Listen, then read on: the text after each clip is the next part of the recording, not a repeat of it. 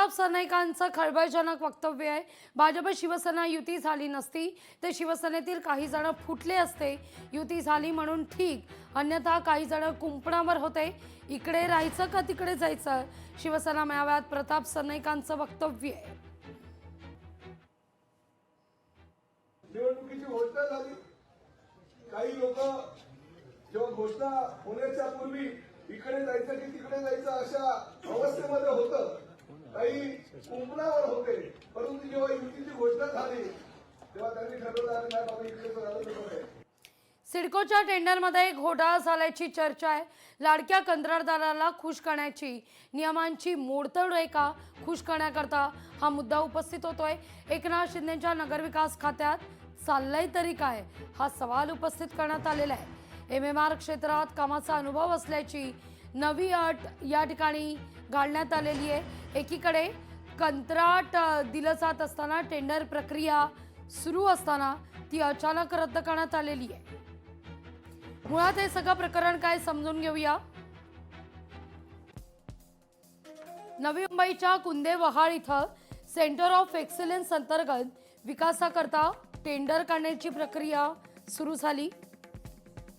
October 2025 ला tender प्रक्रिया सुरू झाली, जाहिरातही देण्यात आली। मात्र दोनही महत्त्वाचे टेंडर अचानक रद्द झाले।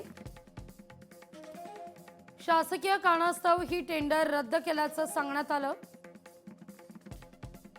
सर्व प्रक्रिया योग्य पार पडलेली असताना टेंडर रद्द करण्यात आलेली आहे। नवीन अटी शर्तींसह नवीन टेंडर प्रसिद्ध करण्यात आलंय। त्यात मुंबई महानगर क्षेत्रातील कामाचा अनुभव ही अट ठेवली आहे।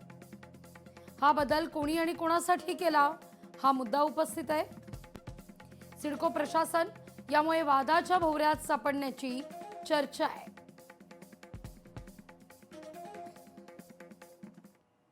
तर या प्रकरणी रोहित पवार यांनी मंत्री शिरसाट यांच्यावर आरोप केलेला आहे। घोटाळा प्रकरणाची चौकशी होणार असल्याचं म्हटलं जात होतं। 4500 कोटी रुपयांच्या घोटाळा प्रकरणाची चौकशी होणार आहे। यात आता यशवंत बिवलकर यांच्याशी संबंधित 4500 कोटी रुपयांच्या कथित सिडको जमीन घोटाळा प्रकरणाची चौकशी करण्यात येणार आहे। मंत्री संजय शिरसाट यांच्यावर सिडकोमध्ये 4500 कोटी रुपयांच्या जमीन घोटाळ्याचा रोहित पवार यांचा आरोप आहे।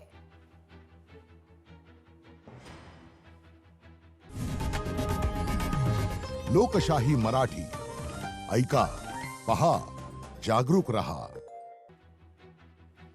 इतरही महत्त्वाच्या घडामोडी पण एका छोट्याशा ब्रेक नंतर।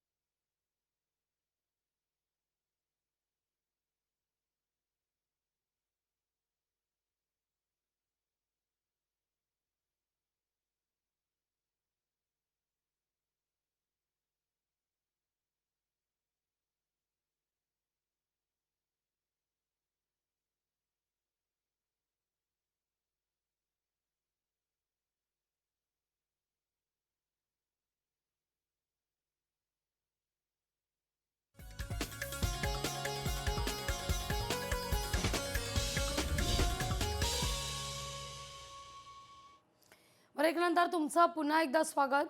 पुण्यात भाजप शिवसेनेत तणाव कायम आहे। शिवसेना आणि भाजपमध्ये होत असलेल्या पहिल्याच बैठकीला रवींद्र दंगेकर यांना नो एंट्री आहे। उदय सामंत, नीलम गोरे, भानगिरे, शिवतारे या बैठकीकरता उपस्थित असतील। या सगळ्या संदर्भात रवींद्र दंगेकर यांच्याशी संवाद साधले आपले प्रतिनिधी अमोल धर्माधिकारी यांनी। आपल्यासोबत स्वतः रवींद्र धंगेकर आहेत। याआधी तुम्ही शिवसेनेच्या सगळ्या बैठका घेत होत्या, आता कुठेतरी महायुतीच्या